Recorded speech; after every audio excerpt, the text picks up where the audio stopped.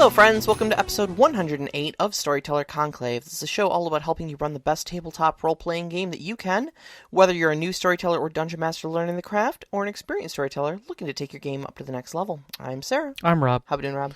I'm tired. Yeah. I think part of it was the rain today, but part of it was also being up at 4 o'clock in the morning, so. Yeah, you were up at 4 o'clock in the morning. I've been sleeping like crap because I don't have central air, and it's been 80 degrees in my bedroom. Yes. And muggy. You need to get on that. We got some quotes coming in, good, so good. We're working on it. But I sincerely hope you get it. I remember the day when the sin came to the house, and we had our everything replaced, the furnace, the actual hot water tank, everything, and like that. I think the following weekend or the weekend after that, the temperature just skyrocketed, and I remember standing in the house going, I can make it whatever temperature I freaking want. Oh man, I had central air back in my old apartment. Yeah. And then we moved into the house out here, and You're like, what did I do? we're like, well, we'll get to it. We'll get to it. Oh man, we need Just to pour yourself a mint julep, you'll be fine. I was not expecting it to go from like mid 60s to like 90 in the middle. in the span of a week. Yeah, man. in the middle of a week. In Like, the span of a week. Like, can we it was not? snowing. But such is life in Michigan. Yeah, so. and welcome to the basement where I sealed this room so it wouldn't freeze in comparison to the rest of the basement. Yeah. And yet when you turn your AC on, it does. It does. It literally does. So It's 90 degrees out, and I have to bring a sweater to the show. there's always the blanket. So That's true. There always is a blanket. So this week we decided to do some exploration. Yeah, this one got a little deeper than I thought it was going to. We kind of scratched at the surface and then decided to just keep going. And then Rob messages me in the middle of the day, like, Monday or something like that, and he's like, so I'm reading this PhD academic paper. I'm on page 10, but it's pretty good. Yes, So- I read someone's dissertation on roleplay. Psychology of role-playing? Psychology of role-playing or something Yeah. like that. It was really good. I'll link it. The It's psychological impacts of role-playing. So, like, specifically D&D. It wasn't like, role-playing in, like, the clinical sense of, No. like, okay, tell me about your childhood sort of stuff. It was like, okay, so on this turn, how does Grognar react? Yeah, it very to, much took that kind of direction, but the initial scope of it really had amazing citation in it and how it applied all of the applications of roleplay as it is handled through psychology, as well as just how the mind attaches to both theme and story and protagonist in movie, book, and then physical play. And how that carries through life. And I was like, this is incredibly well written. I mean, it was great. It was great to read. So. Knocks on the Box is actually in the live chat right now. It says that actually sounds really interesting, and I'd read that too. I will we'll totally throw the link up. Yeah, It was actually available, and you could download the PDF, so I will totally get that posted up. Yeah, I only skimmed the first couple pages. But it was very nice to be able to point to things that I had recalled from educational psychology and some things that I remembered. I was like, oh, that's right, that's what that thing called. You're like, all right, exactly. It's like I am no MSW in any human way. I've never taken the class for that stuff, but I have scratched the surfaces of some psychology just because it's like, we always have that thing where it's just like, am I crazy? Let me go do some digging. 3.5 hours later of internet searching, book reading, and other things, you're like, I have a lot of problems. I actually considered getting into like therapy, counseling, that sort of thing. Yeah. I could never quite get past the length of time I would need to be in school and the amount of student loans I would rack up in that time in this day and age. Yeah, this day and age, definitely. All for the pay and the stress of being a therapist, and also having to essentially manage my own spoons from day to day while managing then others, and the spoon deficits therein. Yeah, exactly. Yeah. So we do that enough at our game table. So I decided it was probably not the best idea to put myself, tens of thousands of dollars into debt to try to do that, only to fail. Yeah. But then the Mad Elf this weekend tried to sign me up for it anyways. Yep. He's good. He's good like that. We won't really get into it, but we had a tense situation at the table, and as I was attempting to basically talk us all through it and kind of diffuse the situation, Matthew was like, you've really got a future in counseling. No, No.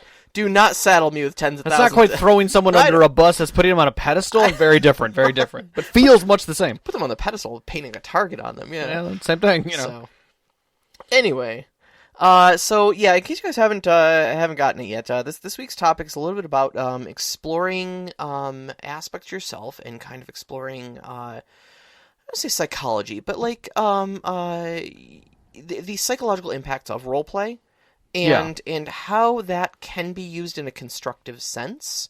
Yeah. To explore aspects of yourself that you may want to work on. You may have some questions about yourself of, feelings or thoughts that you've had. You may want to put those out there, and in the safety of your, of your role-playing game, explore those things. You also may have had experiences in games that were very joyful or very strenuous or very tense or very just generally emotional, where you felt connected to the moment. In a lot of ways, no different than having connected moments with books and movies. Yeah. Except it comes differently, and it attaches to your psychology and your psyche in a different way. And that's we're going to kind of uncover some of that a little bit today and talk more about that. And realistically, we're taking a look at this from the player perspective. We're not taking a look at it from the storyteller perspective so much. Right. And saying what you can do or what you should or shouldn't do. We're just kind of edging into it a little bit here. Yeah, this is definitely a show aimed a lot more at the players than the storytellers. Exactly. But to be informed for the storytellers in case something like this is kind of going on at your table, then some ways you can facilitate that sort of thing and keep everything a safe environment for all of your players involved. Yeah. Rule number 1, we are not therapists. Yeah. We are not therapists at our tables. Even if you're a therapist at your table, you probably shouldn't be a therapist at your table. We're just going to put that out there. Yep. So. And nothing we are going to say here should be misconstrued as, medical or psychological advice. We are not advice givers in that area in the least. We are going to talk about our experiences with role-playing. But you brought up writing earlier with reading authored books. Yes. And so I kind of want to start by talking with a quote from Lin-Manuel Miranda, known for the musical Hamilton. And he says, I find that for me, the work is a safe place to put all the stuff you don't want to put in your real life. I don't want to be a crazy manic a-hole. I don't want to have an affair. I don't want to have an effing gunfight. But there's a part of your brain that wants to experience everything. And so work's a safe place to explore it all, both in the writing and in the performing. I get to write about having an affair. I get to have the guilt and the feeling of that without having to F my life up. Art is the place to safely explore all those other sides of you, because the side of you that you want to bring home is the side that wants to be a good father and a good husband and be a good son. In art, we can be effing nuts. That is the truth. That is the truth. There's a reason why we can get away with talking about being murder hobos. Yeah. And not be murder hobos. Exactly. Yeah. Because there is a part of us that just wants to just be unhinged, just have no consequences, just have the power, just do the thing, Well, when we can't, and a lot of that I think comes from aspects of things that we miss in our lives. Like those are just as real things that people want as much as some people just want to have a supportive, connected group that takes care of each other. I mean, some of the earliest stories and I was reminded of this with the recent video from Ari Salvatore that I put up we're going to do this. Dritz Durden. Drizzt Durden? We're just going to leave it there. Anyways, I thought it was a beautiful video or animation story and telling. But those stories of that time, those books that came out at the time, were as much about action and adventure as they were about companionship. And people latched on to the companionship of those stories, and I think that facilitated a lot of where gaming moved to and why bonds and connections between players became so important. Oh, yeah, absolutely. And I think there's a lot of people who look for that. There's more game systems out today than there ever has been.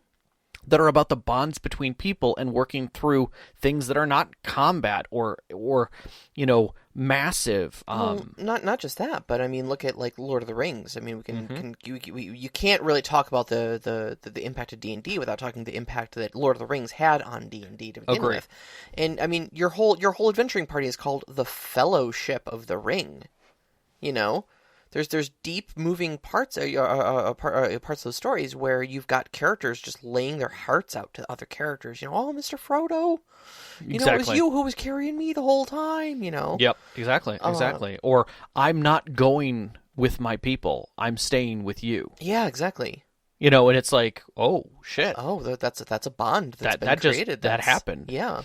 Or and that's and I say that, and people are like, oh, you're definitely talking about Eowyn, and I'm like, no. There was an elf and a dwarf who connected. Yeah. More than anyone else in that story. Uh-huh. And it changed both of them forever. Still only counted as one. But that's the kind of thing, is that all those put forth an energy and connected and created connections in our mind. And by reading those books, people started to see themselves in those books, but detached from the characters. And that psychology is very different. In this paper that I was reading through and most psychology, and I'm going to be very, very 50,000 foot view on this, but when you are looking at a movie or you're reading through a book, you are experiencing it from a distance. You are witnessing, your mind is creating the images, not unlike a dream state where you are envisioning the scenarios and feeling them. Then those emotions and places where they kick inside of your brain, those neurons, aren't separately mapped from your own personal experiences. They are integrated with those. So when a character takes an injury, or feels disturbed, or has an emotional impact, you are connected with them if you're attached to that part of the story. I mean, you can just as easily have a movie running in the background, you're not even thinking about it, but that's very different than the engagement of staring deeply into a character and feeling a connected moment there through your own experiences. Especially if the storyteller is effective in bringing those characters to life and exactly. With you. And finding personal connections that make it. There's many stories. Everybody has their movie that they connect with the characters on, and they always will watch it because they love the movement through the movie. Sometimes people watch movies because they really need to cry, and they know this movie will help them get them through that. And that's those kind of things. And they sometimes connect those to the actual actors, but it still puts a distance between you.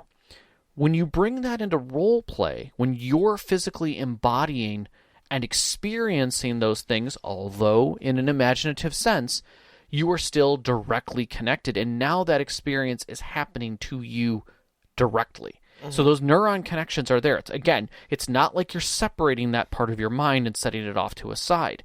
You are part and parcel to that, and it is tying into your experience matrix. I remember hearing conversation, and it's killing me that I can't remember where it was. It might even have been the cast of Critical Role who was talking about this, about how, like you said, those neurons are not... Like, there's no difference in our brain between happened to another character and happened to us. Correct. And especially with the, where you're essentially puppeteering your own character, and you use a lot of I and me statements when you were putting yourself into that role. And these people I was listening to, again, I think it was a cast of Critical Role, was talking about how, like, they never expected when they started playing D&D that... a year or two from then, they'd be sitting around a cafe talking about, hey, do you remember that time that we killed that dragon? Yeah. Do you remember when we went into that dungeon and you did that cool thing and then I did this other thing? Correct.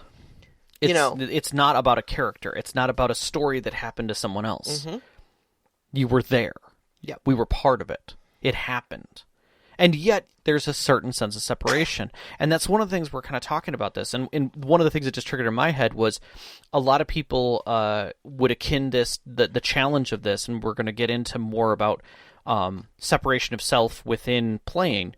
The difference between playing a first-person shooter using keyboard and mouse and playing it in VR.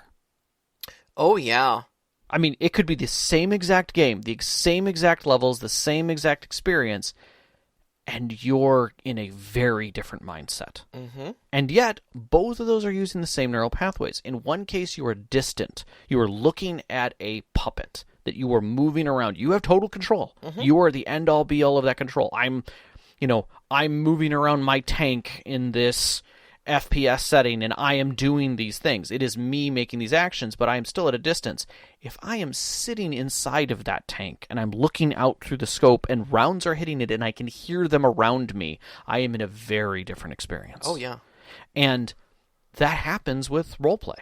Mm-hmm. And it is that connectivity that gets us a different experience, and we have to keep that in mind as we move through it. Now, again, we're at a much higher level than, obviously kids just make believe and things like that, but it is still applying. Mm-hmm. In make believe, we became cops and robbers, or we were running a supermarket, out of our drawer, and people were coming up and buying things out of our bedroom, mm-hmm. or we were flying around in space with our Lego little ships that we had and coming up with what each little part did on them. Yeah. Those are abilities at a minor scale of shifting yourself one step away. I am taking one aspect and shifting it. Mm-hmm. And that is the first step of imaginative connection. When we get to role play, we then do another psychological step within the philosophy of mind is theory of mind. Mm-hmm. And that is where we adapt our own personality and make a change. We take our mental state and our behaviors and change them slightly, and that then allows us to empathize what we're observing. Right, in a different methodology, in a different way. Yeah, theory of mind. I think on a broader scale, like if you're just talking like raw psychology, is the ability to look at another thinking being mm-hmm. and say, I bet that being also has its own thoughts and emotions and stuff. Right, like we're adapting ourselves to fit into them within our experiences, but we're seeing it from an observer's perspective. But it still gives us the emotional connection. Mm-hmm. Mm-hmm. And it's actually, I don't know if it's not unique to humans, because I think there's a couple other animals like I think like dolphins and elephants have been seen to exhibit that there's a theory of mind that goes on with them as well. With dolphins, they've been able, most recently, some of the things that were directly attributed to it was dolphins going and getting cell phones that get dropped in the water and bringing them back because they see the terror in the person when it happens. Yeah. And they're trying to figure out what the connection point is, and then they bring back the thing and they see joy and they feel joy. Exactly. That's theory of mind. Yes. Is looking at someone different and going and having an emotional connection with them and that affecting your own emotional state. I'm gonna blow this whole thing right up right now. Okay. TikTok. TikTok is theory of mind in motion. Okay. You watch someone else's experience and you experience it with them. I mean, I would say all performative media is true, but it's the most closest connection we have today. That is easily accessible, that any age gravitates to. Yeah, and Vine before it, and YouTube before that. And but it's it's that application of I'm going to show you 60 seconds of existence, and you're going to connect with it. Correct. Yep. And you're going to feel an emotional connection with it. Yeah. And so that happens all the time though in role play though. I mean, how many of us have had a moment at the table where, an NPC that, first off, how many of us have had an NPC that we've just fallen in love with, platonically or romantically, that it's like, oh, hey, it's that NPC. All right, I'm so glad this NPC is here. First off, right there, that's theory of mind in play. Because this NPC is literally nothing more than your storyteller doing a funny voice while describing a character in their story, and yet you have formed a bond with them. You have pack bonded with a funny accent and a description. Padre and Guise. Exactly. Every time you guys see that character come back out, you're like, it's Padre. See, no, I was never hot to trot for Padre, but like, and not like in a romantic sense, but it was always Louis. Okay. It was always Captain Vampa. Captain Vampa showing up, regardless of what game system I'm running it in. Captain Vampa, all right. Yep. That was always my favorite NPC of yours, but neither here nor there. Yes, but again, that still fits into it. Yeah, but that's theory of mind in play. And then when something bad happens to that NPC, when the villain reveals, I kidnapped him and I will kill him if you do not give me the MacGuffin, and you're like, oh no. You don't want that funny accent and description of that person to die. Yeah. You've pack bonded with them. That's right. That person has to live. Exactly. I will go save them and find said MacGuffin that you whisk for. Right. So, that's theory of mind at play right there. That's the wonder of the human brain to anthropomorphize and pack bond with completely imaginary characters. Mm-hmm. So moving along that same frame, we talk about how we become characters. Right. And now this is where things get a little more challenging. Yeah, so we kind of put what we just talked about, how the psychological impacts, the theory of mind, all that to the side. Set that circle to this side of the Venn diagram. We'll be back. Yes. But we're not going to talk right back after this. We're not going to talk about the psychological impact of being on the other side of that, being the player. Correct. Okay. So, we propose that there are essentially 3 different types of players. Broad categories. Broad categories of players. Now, not levels, nothing else like that. I want to also clarify that there is no judgment calls. No. Every single one of these player types is perfectly valid. Mm-hmm. There are great times and places where these particular types of character or types of players excel. Yep.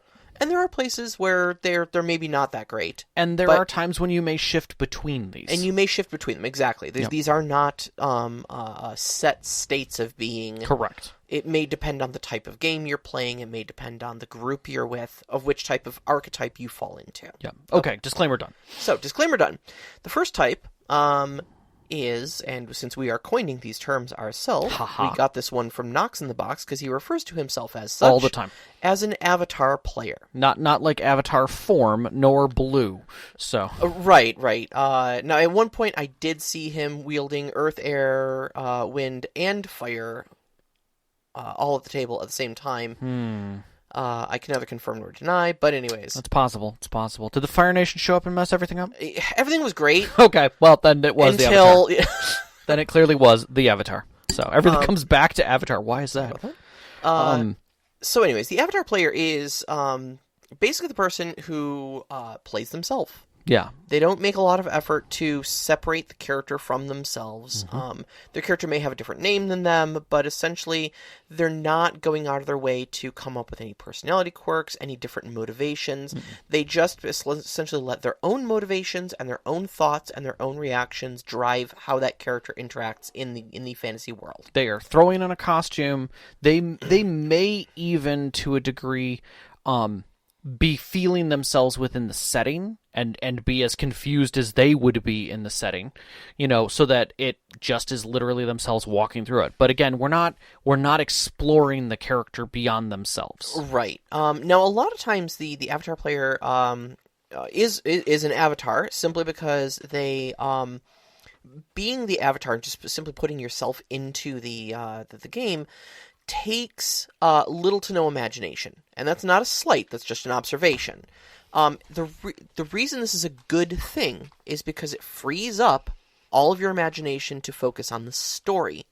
And, especially if it's a setting that's unfamiliar to you, if you've never played Forgotten Realms before, for instance, if you've never played The Elder Scrolls before, playing an avatar character allows you and your character to share the exact same reactions to learning all this new information all at the same time. Correct. And the other thing that I was just thinking about this is how many times, for some of the other gamers, how many times has a DM looked at you and said, "You're playing yourself," and then we're going to go through this experience? That is literally everyone starting out as Avatar and continuing. Yep, that you may have been instructed to play an Avatar. And I've done it. I've definitely done it, especially in contemporary games. I played a contemporary vampire game where we started out, and my favorite thing to ask was, "We're playing vampire and you want me to play myself? Okay, how much of the world is actually the book?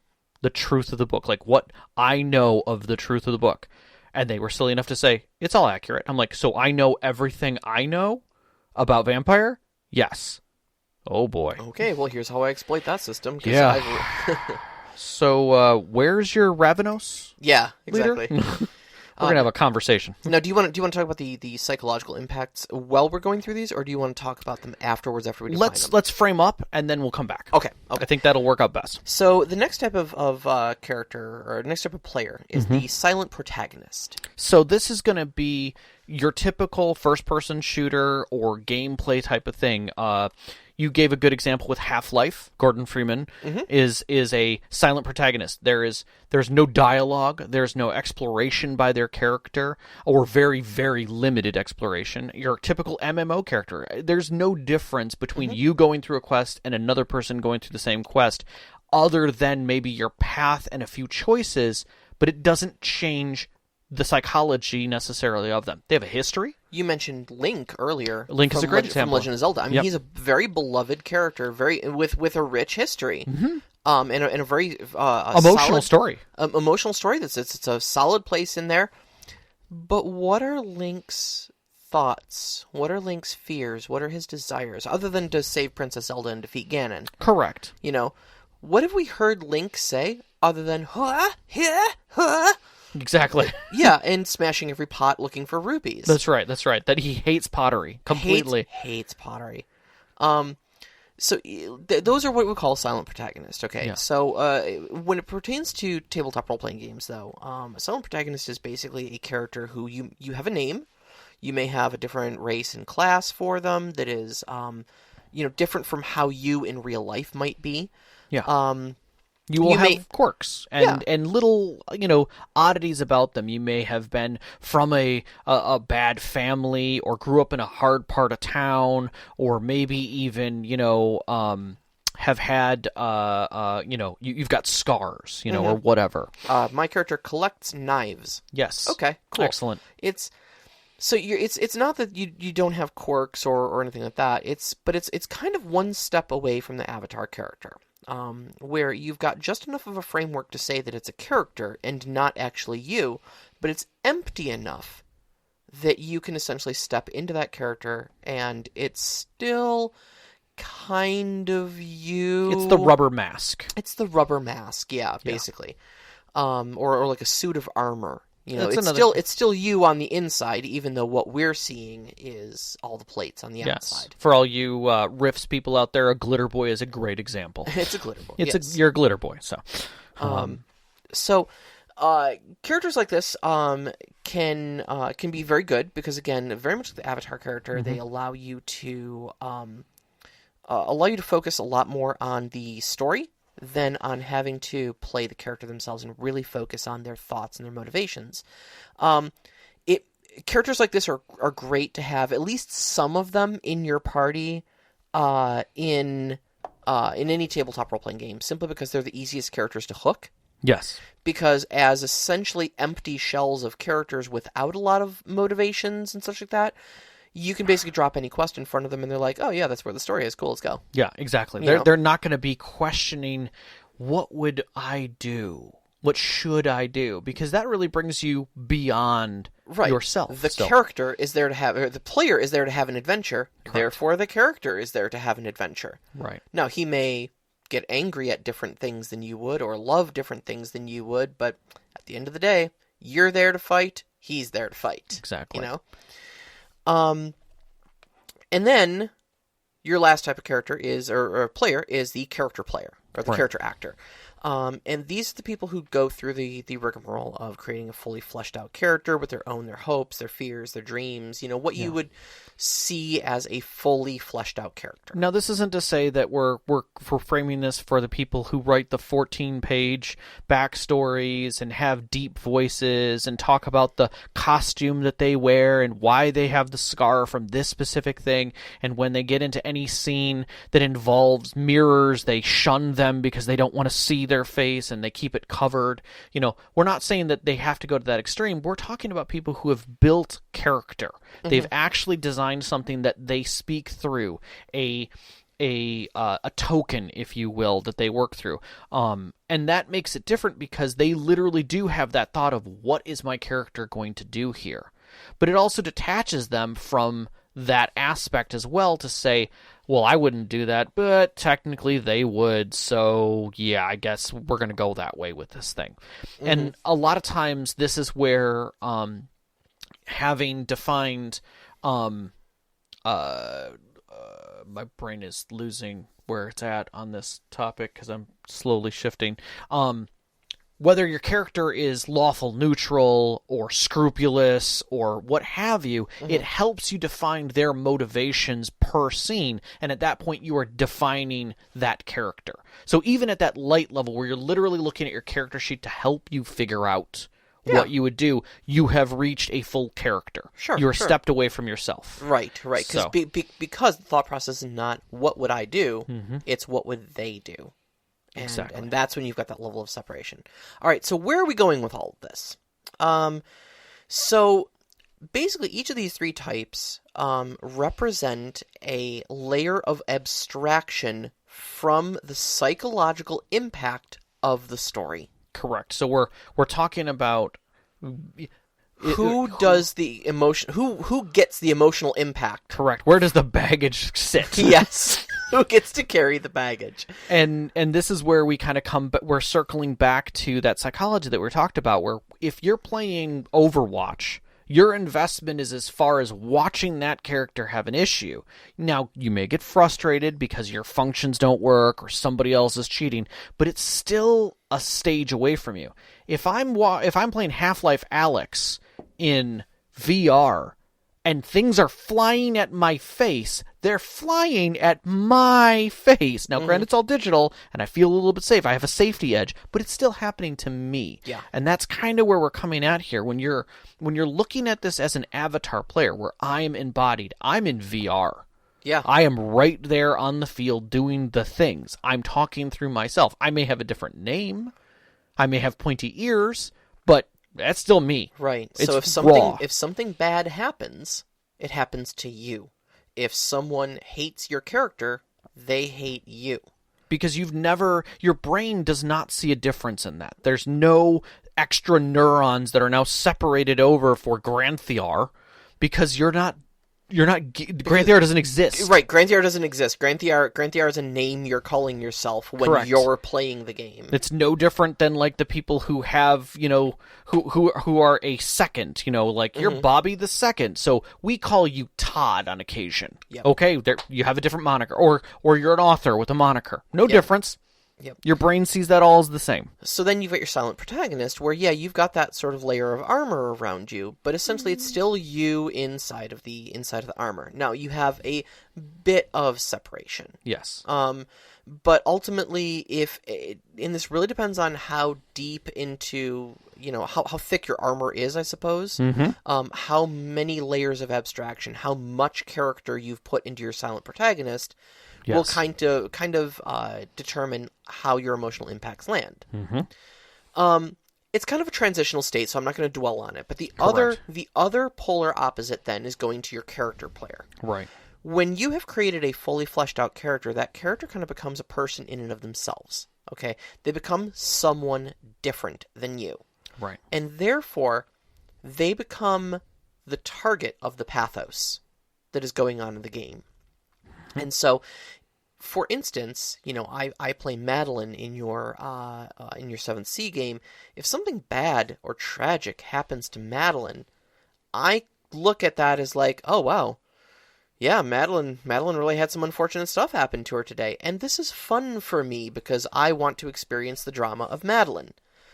There's never a moment where I look at that and go, something bad happened to me, We've our mutual friend Erica, yes, who plays one of the clerics in your game, yes, absolutely eats that stuff up, like the consummate character player. Yes, very much so, very much so. Like the delight on their face when something bad happens to Crowley. Oh yeah, so much so. And Crowley has dark skin in a world where. Not unlike the Drow have a bit of a negative edge to them, but now have a severe negative impact. Everyone kind of looks at Crowley with this look of concern because they're not a dark elf, but they're darker skinned, and that's something they're not comfortable with. Exactly, and so there's a lot of that sort of prejudice going on. There's also some religious implications to the god that character worships and portrays, and sometimes mantles. And I'll tell you what, watching that player sit there and just eat up all the negative attention and the drama and the intrigue and stuff.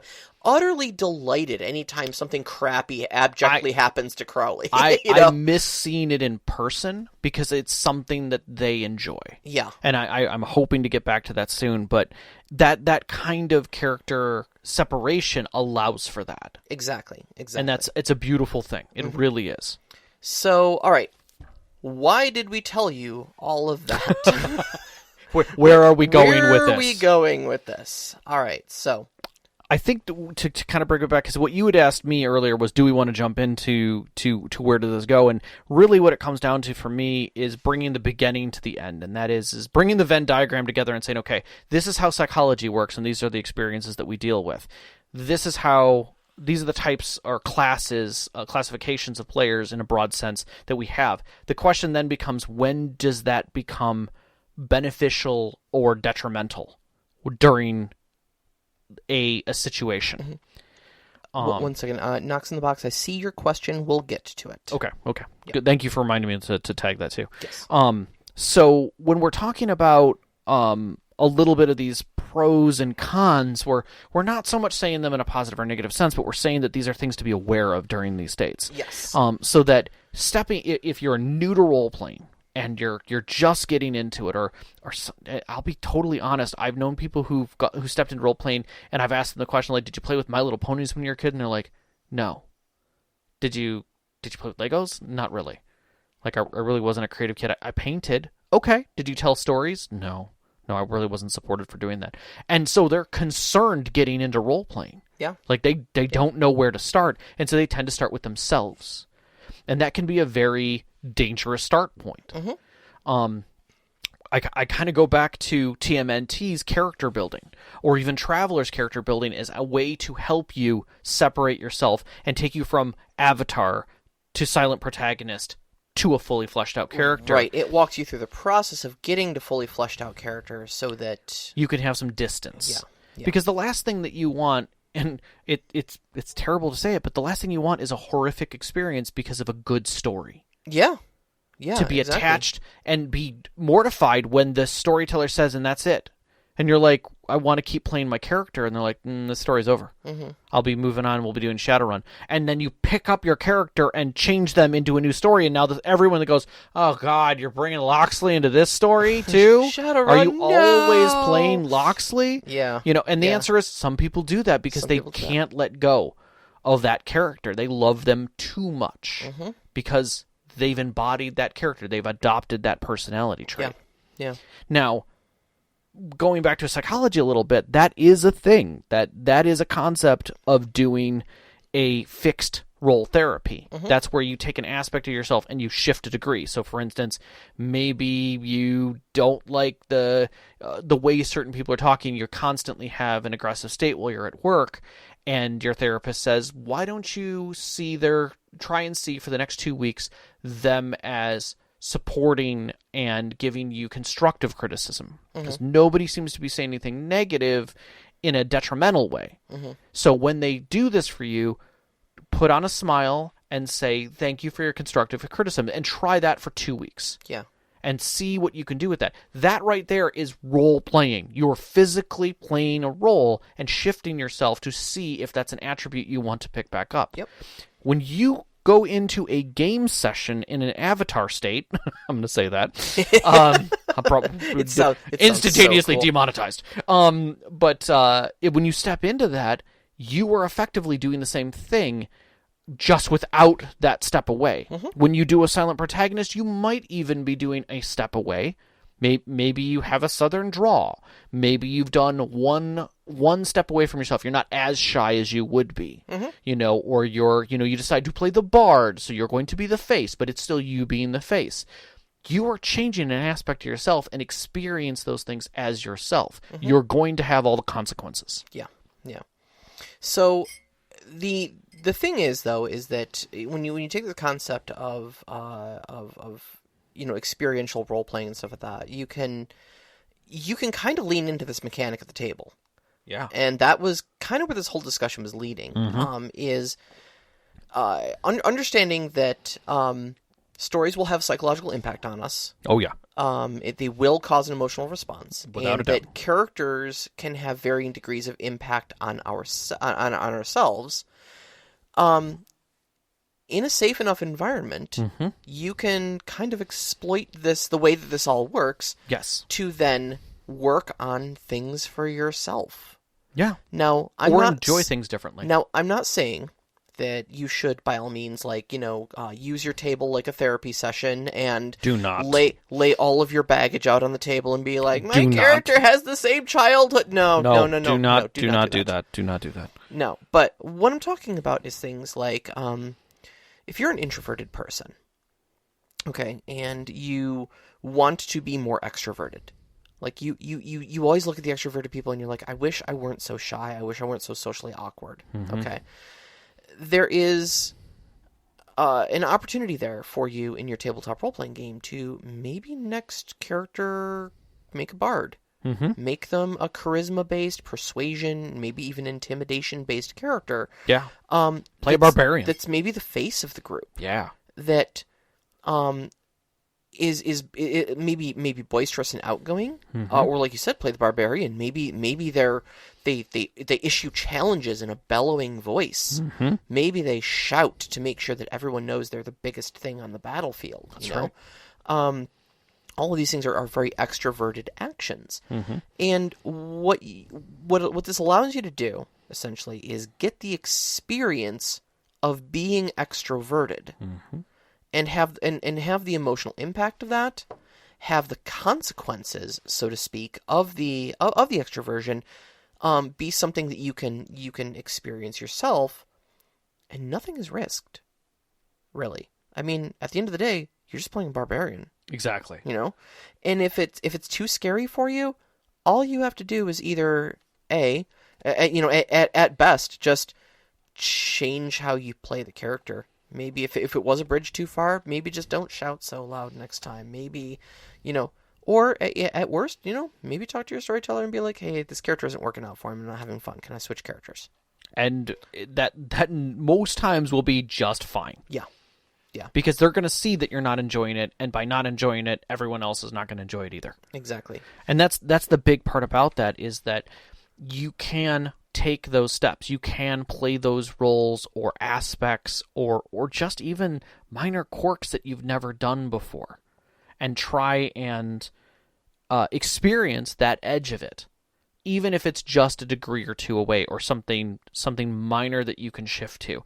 And I fully recommend it. I've done it multiple times. There are times when, there's been ideas that I've had that are a little far off the wall from myself, but a lot of times I'm just a few degrees off from myself. There's very few characters that I have that are characters, but I also have the joy of playing as a storyteller, and I get to play those other roles. Yeah. I can explore things as a storyteller every time I sit down at the table. I could just say, this is an aspect of myself I'm going to try differently. Dozens of NPCs. It's a fantastic thing to do. Yeah, so. Exactly.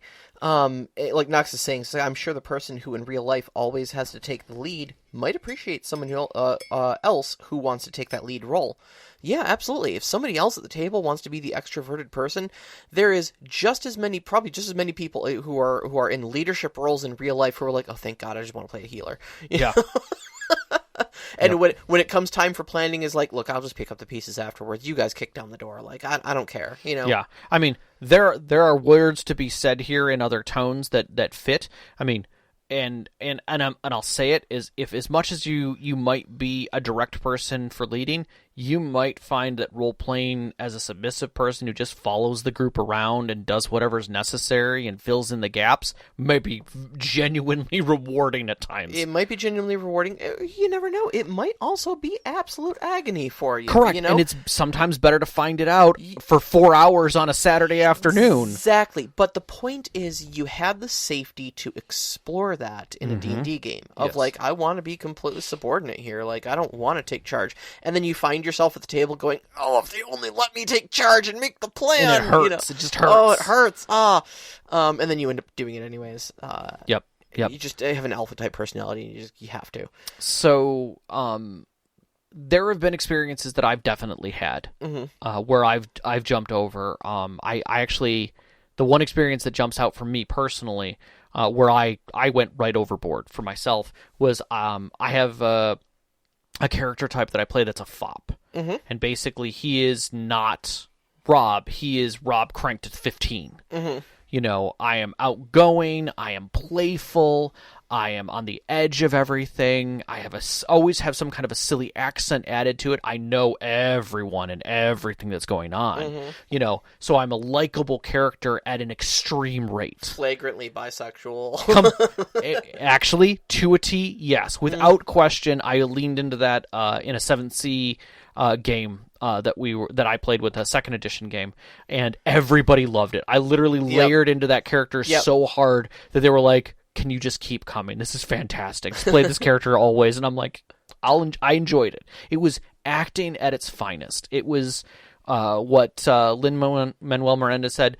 It is amazing to go crazy and then be able to step away from it and say, "That was a lot of fun." Mm-hmm. You know, and enjoy it in that safe environment. Yeah. You know. Yeah. So for me though, my big experience with exploring things through roleplay was actually as I've mentioned before on the show, and from those of you who haven't clocked me from my voice, I am transgender, and I started figuring that out around 26 or so, maybe a little earlier, maybe a little later. Okay. I'm not. It's hard to identify the exact moment where I looked at myself and went, "Oh, there's something going on here," you know. True. But you know, once I did start figuring that out about myself, I mean, it was very frightening because there's a large portion of the world that really doesn't care for me and really doesn't really want me around. And there's a lot of social stigma to go with it. There's a lot of life changes that sort of thing brings. I mean, yeah. It's not just your clothes. Yeah, it's. I mean, I literally had to like get a whole new birth certificate and everything, and that's not including, you know, changes in my wardrobe, but changes in my body and things like that. I mean, I wish to clarify, not every trans person goes through this, but this is my own personal journey I'm speaking of here, you know. And when I was kind of still in that questioning phase, and especially figuring out if I even wanted to go through all of that. There was a period where I wanted to explore these things in a safe manner, and so actually Ravana, the ice princess wizard character that I'm playing in your in your D&D game, originated in someone else's campaign though, but was the character I first wrote as my first female role-playing character, mostly just to try on how it felt to be called she or her or ma'am, you know. And as expected, it felt great. You know, it felt very natural to fit into Ravana's shoes for a little bit, for a couple hours. And, you know, and that's not to say I did get a couple of, I don't say bad reactions, but like there were a couple people who were thought it was a little silly. You know, thought I was having a fun at it. You know, didn't understand the motivations behind it. I didn't share those motivations with them. They didn't need to know that. And when they did have that kind of laughing reaction, I was able to just be like, it's just D&D character. And that was as far as the conversation ever went, you know, because to them, yeah, it was just a D&D character. Ah, ha, ha, ha, ha. This person's playing a female character and I perceive them as male. Like, all right, great. But for me, it was a much more important experience. And I got to write this character up, put them out there, and then feel the emotional impact of what happened to them. Right. And that's kind of where that theory of mind comes in, you know. It's things happened to this character, and through experiencing them in the character, they happened to me. And I got at a safe distance to filter that emotional input and evaluate it in a safe environment. Exactly. And it was the same feeling that I had this most recent time when I pushed over the envelope. And just went kind of crazy with it. And I did really enjoy that character, but I enjoyed the experiences that I had. I enjoyed connecting with the other players and seeing the joy and enjoyment of the moment. And I definitely will play that character type again at some point, pull it out for another game, because it was a whole lot of fun, just as much as there's other aspects of myself that I would shift and try differently. Yeah. Without absolutely. a doubt. Without a doubt. Absolutely. All right, so let's talk a little bit about the. Oh, geez, we are getting late on time here, aren't we? We actually might be able to get right into questions. We've actually answered one or two of the questions already. That's what I thought. Because I read the questions beforehand, and I know the flow of our conversation here had them. So okay. I think the Mad Elf's question has already more or less been answered. Sure. But anyway, so just a couple concerns, issues, pitfalls with this whole thing. First off, as we said before, your D&D group is not your therapist. If you truly have some stuff to work out, see a professional. Always See a professional. And communicate with them, for God's sakes. Don't keep it all in. This is more of a self-exploratory practice than like a deep, I have baggage to work through thing. Second off, this can be scary. Yes. It was scary for me when I did it. You might find things out about yourself, and you have to be prepared for that if you do this deliberately. If you ask a question, you're gonna get an answer, whether you like that answer or not. So just understand that. Then again, you might find stuff out about yourself just RPing in general. Yes. And worse yet, you may find out things about your friends that you didn't want to know. I think that is one of the largest aspects that you usually find out, is that depending on where they fit in those classes or classifications that we're talking about, you will find out a lot about them. You will find out their motivations and feelings. And when your characters go to loggerheads about something, when the characters do, sometimes you will see the truth of how much their character is really being expressed versus themselves. Yeah. And or even, like I said, just that side comment from that other person at the table of, you're playing a female character. That's weird. Yeah. Is it really weird? That got you going in that direction. Yeah. So I mean, as I said, it wasn't necessarily a transphobic comment, because there wasn't an explicit statement that this is an exploration of that or anything like that. Right. But it did make me think, like, okay. Yeah. You had a reaction to that wasn't welcoming. Right. So. All right, and just if you are going to do something like this, especially if it's a sensitive topic for you, it may be worthwhile just making sure that your table has an X card. Yes. In play, that if something does get a little too touchy, that you can veto a scene and step away. Yes. So on the other hand, and I will flat out say this, you might find the opposite. You may have an experience that liberates you from something. Or connects you with something from your past in a totally different way, that rebirths wonderful feelings and gets you back to a moment that you enjoyed. You may find people at the table who are exceptionally accepting and are enjoying it, and you're like, I would go out for drinks with this person now, because there's a lot more to discuss than I thought. There's a lot more connectivity than I expected. Absolutely. And sometimes it opens side questions that come off from the game where discussions go on for hours. Yeah. And that's wonderful. That's connectivity, and it's beautiful. All right, so let's lean into questions here. Now, I know Knox in the Box asked one earlier that I said we would get back with here. Was that the one at 7:35? I am scrolling, and I am not seeing... Are you experiencing there it is, that yes. one? Okay. Are you so Knox in the Box during the live chat here asked, are you experiencing the feelings of that event, or are you experiencing the effects of what you perceive that experience should have, in your opinion? I think it's both, depending on your position. Yes, it's definitely both. But I don't think emotions don't really go through an analytical phase. They might in the post game. You might kind of have 20/20 hindsight where you look back and you go I think maybe this is probably how they should have reacted. But that's usually well after the fact. Right.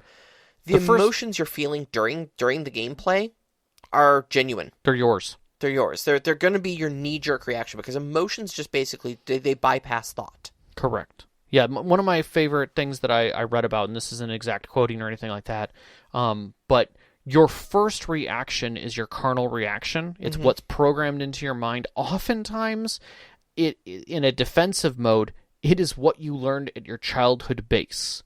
So you may be repeating a parent's words. You may be repeating someone who you saw as a strong peer. Whatever that defensive moment may come out as that, and you will not be fully aware of it until it finishes.